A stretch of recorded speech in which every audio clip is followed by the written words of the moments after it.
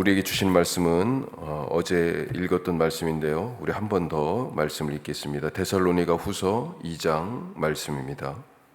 지금 데살로니가 교회가 가지고 있는 목회적인 문제들의 핵심은 주님의 재림에 있습니다. 주님의 재림을 소망하고 있기 때문에 굳건하게 예수님을 믿는 자들은 현재 환난과 박해를 인내와 믿음으로 견딜 수 있는 거죠. 하지만 반대로 주의 재림을 오해하는 자들 때문에 교회 공동체는 질서가 없어지고 무질서해지고 성도들의 삶은 거룩하신 부르심을 잊고 게으름과 나태로 일도 하지 않고 이런 상황들이 또 다른 무질서죠. 이런 무질서가 있게 되는 것입니다. 따라서 주님의 재림에 대해서 더 명확하게 알릴 필요가 있었습니다. 자, 오늘 말씀을 통해서 우리가 또 몇 가지 더 살펴보면 첫 번째로 미혹되지 마라고 말씀하십니다. 복음이 땅끝까지 전파되고 주님의 오심이 가까우면 가까울수록 사탄이 긴장하게 되겠죠. 마귀도 주님이 오시면 자기들이 끝장인 것을 압니다.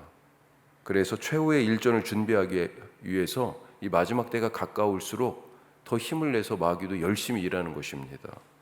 우리가 열심히 말씀을 전파하고 복음에 헌신하며 그렇게 다시 오실 주님을 기다리고 예비하는 것처럼 사탄도 어느 때보다 역사의 마지막이 가까워지는 지금 이 때에 더 열심을 낸다 하는 것입니다. 어떻게든지 예수님 오시기 전에 사람들을 더 많이 미혹하여 자기 수하에 두려고 범죄하게 하죠. 죄를 지어야 사탄이 그들을 부릴 거 아니에요. 자, 그래서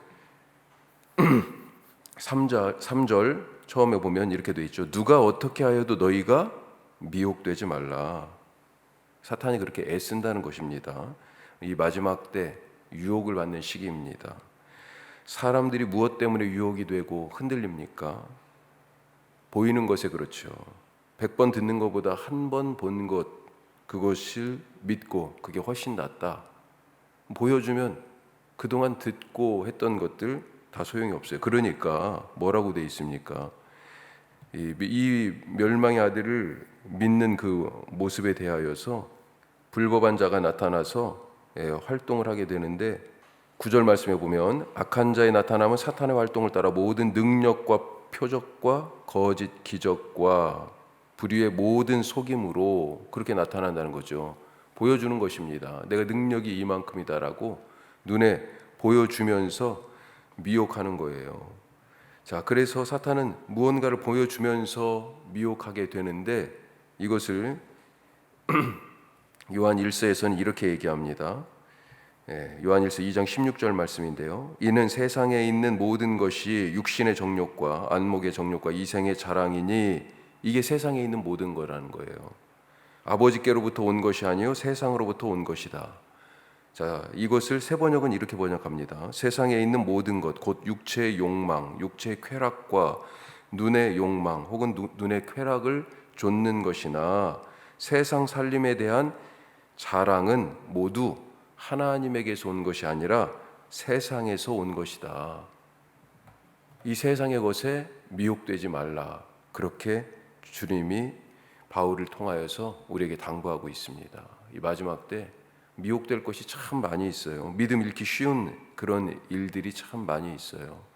하지만 굳건하게 믿음 안에서 흔들리지 않고 주님과 함께 걸어가는 하루 되시길 바랍니다. 자, 두 번째로 예수님을 주로 인정하라 라고 하는 것입니다. 예수님을 주로 인정하라. 미혹되는 이유 중에 하나는 지식이 없기 때문에 그래요. 하나님에 대한 믿음이 흔들리는 이유 중에 하나는 하나님을 제대로 알지 못해서 그런 거죠.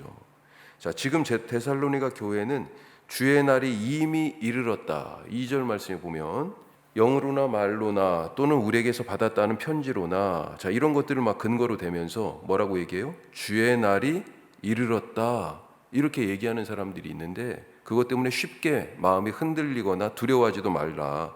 그렇게 지금 가르치고 있습니다. 이런 주장을 하는 사람들 때문에 지금 교회에 혼란이 온 거예요. 교회가 혼란스러우면 누가 좋습니까? 마귀죠. 자, 그런데 이 혼란이 왜 왔냐 하는 거예요. 지식이 없기 때문에 그렇습니다. 그래서 바울은 예수님의 재림에 대하여 다시 지금 가르치는 거예요. 알려주고 있습니다.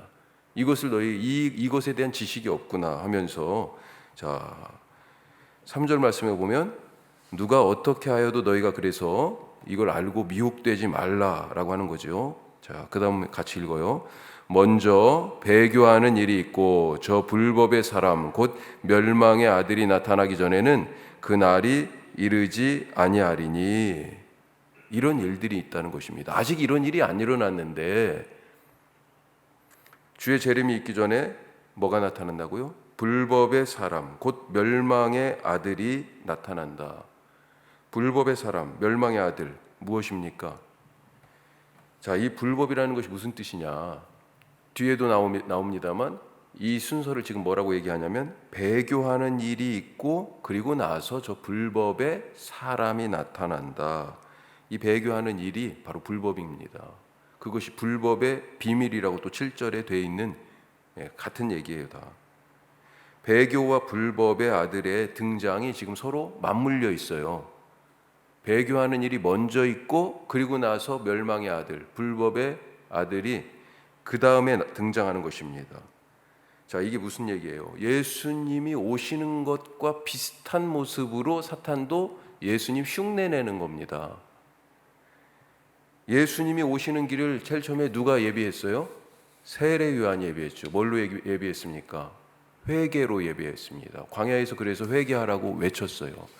그것을 이사야는 광야에 길을 내는 것으로 광야에서 외치라, 그런 예언을 했었죠. 그 일을 세례 요한이 와서 회개로 예수님이 오시는 길을 예비했어요. 자, 이것을 알고 있잖아요, 사탄이. 그러니까 다시 오실 예수님을 위해서도 자기가 예전에 오셨던 예수님의 모습을 흉내내는 겁니다. 불법의 아들 이 사탄이요. 어떻게 흉내를 내요? 배교하는 일, 이것으로 불법의 아들이 오는 길을 닦는 거죠. 자, 배교가 무엇이에요? 배교는 예수님을 부인하는 거죠. 곧 멸망 아닙니까? 그래서 지금 이런 얘기들이 지금 서로 다 중복이 되는 다른 표현들인 것입니다. 요한은 이 불법의 아들을 적그리스도다, 그렇게 요한의 편지들에서 얘기합니다. 요한 2서 1장 7절 말씀인데 이런 말씀이 있어요. 미혹하는 자가 세상에 많이 왔나니 이는 예수 그리스도께서 육체로 오심을 부인하는 자라. 이런 자가 미혹하는 자요 적그리스도니. 예수 그리스도를 부인하는 자들이에요. 부인의 종류가 여럿이 있는데 특별히 예수님이 육체로 오심을 부인하는 자들을 영지주의자들이라고 얘기했거든요. 여기에서는 특정하게 그런 사람들을 물론 이 요한 2서 말씀은 얘기하고 있는 거지만 예수님을 여러 가지 방식으로 부인하는 자들, 그게 바로 배교하는 일이고요. 그것이 바로 미혹하는 자, 적그리스도가 오는 길을 닦는 일이다라고 하는 것입니다. 마지막 때가 가까울수록 예수님을 부인하고 떠나는 사람들이 많아집니다. 지금이 어떤 시대입니까? 지금은 예수를 부인하는 시대 아니에요. 신앙을 경멸하는 시대입니다. 교회에 오는 사람들보다 떠나는 사람이 지금 더 많은 시대예요. 그러니까 교인들 수가 지금 통계적으로도 줄어들고 있잖아요. 하지만 통계는 현실을 조금 더 늦게 반영해요. 훨씬 더 많은 사람들이 교회를 떠났습니다. 이제는 신앙생활 하지 않는 것이 마땅한 그런 시대가 되어버렸습니다. 왜 그래요? 예수님을 우리가 구원자라고 고백하는데 예수님 말고도 구원자가 세상에 너무나 많거든요. 예수님을 치료자라고 얘기하는데 예수님 말고도 치료받을 일이 너무 많거든요. 교회 목사님들보다 상담의 전문가들이 더 상담 잘한다 얘기하고요. 예전에는 아프면 병원에서 고치지 못하는 그런 병들도 많고 그렇기 때문에 기도원에 갔죠. 이 양상이 지금 달라진 것입니다. 많이 달라졌어요. 세상에는 교회에서보다 성경의 하나님의 말씀에서보다 십자가의 예수님보다 더 많은 위로자들이 있다는 것입니다. 더 많은 즐길 것들이 있다는 거예요. 4절 말씀에 보면 그것을 이렇게 표현하고 있습니다. 그는 대적하는 자라 신이라고 불리는 모든 것과 숭배함을 받는 것에 대항하여 그 위에 자기를 높이고 하나님의 성전에 앉아 자기를 하나님이라고 내세우느니라.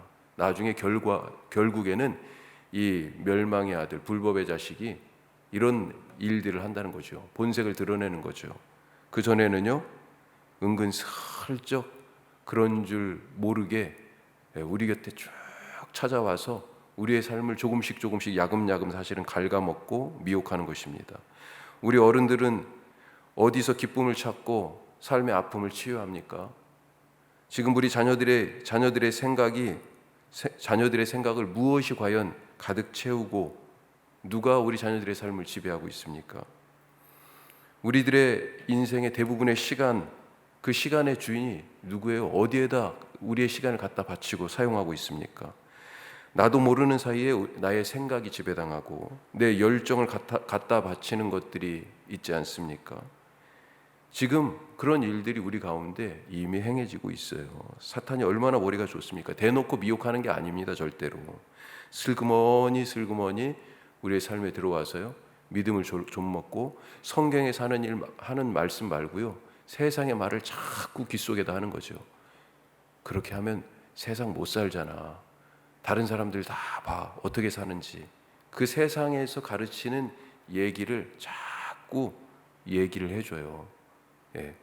보는 것을 통해서, 듣는 것을 통해서, 우리가 당하는 여러 가지 경험들을 통해서, 봐봐, 그렇게 살면 안 되잖아.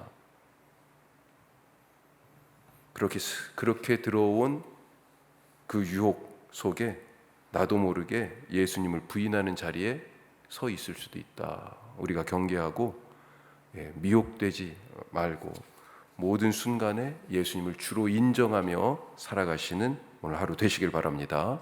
자, 마지막으로요, 세 번째로, 그래서 굳게 서라. 바울이 데살로니가 교인들에게 당부하고 있습니다. 굳게 서라고요. 환난과 박해의 시기에 불법의 비밀, 바로 예수님을 부인하는 그 일이죠. 그 일이 이미 지금 시작됐습니다. 4절 말씀에서 이미 읽은 것처럼 세상의 모든 권세 위에 자기를 높이고 심지어 예수님, 하나님 자리에 그분들보다 더 자기를 더 내세워서 자기를 하나님으로 주장하고 내세우는 그런 권세가 주는 이 땅에서의 행복, 자, 거기에 사람들이 미혹되어서 예수님을 부인하고 떠나는 배교가 이미 일어났다는 것입니다.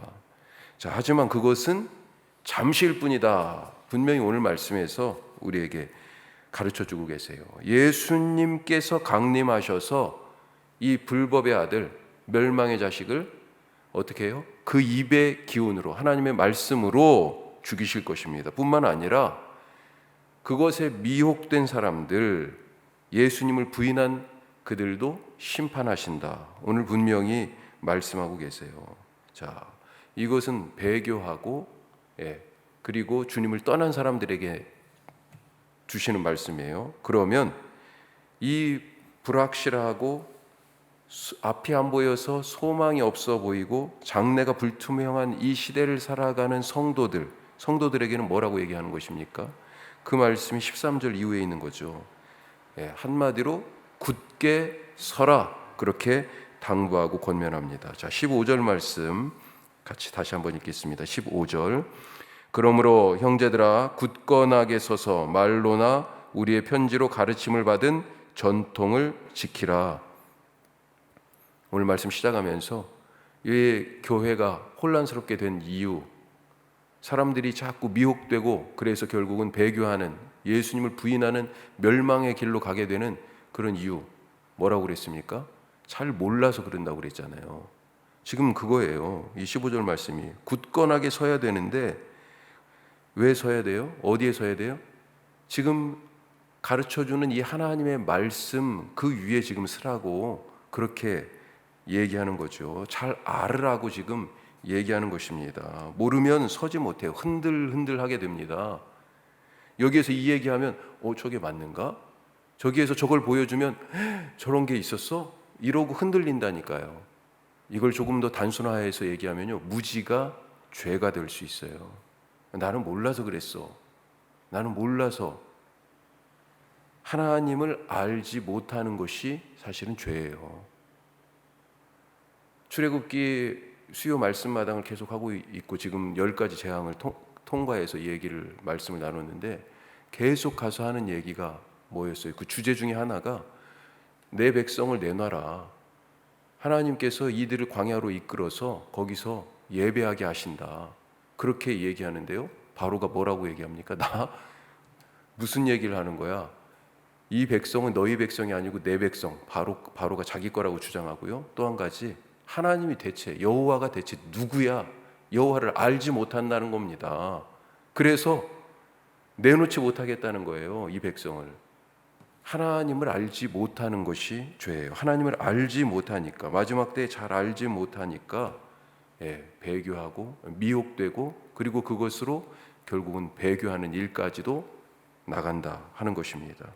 자, 잘 알지 못해서 흔들리는 우리의 삶과 신앙.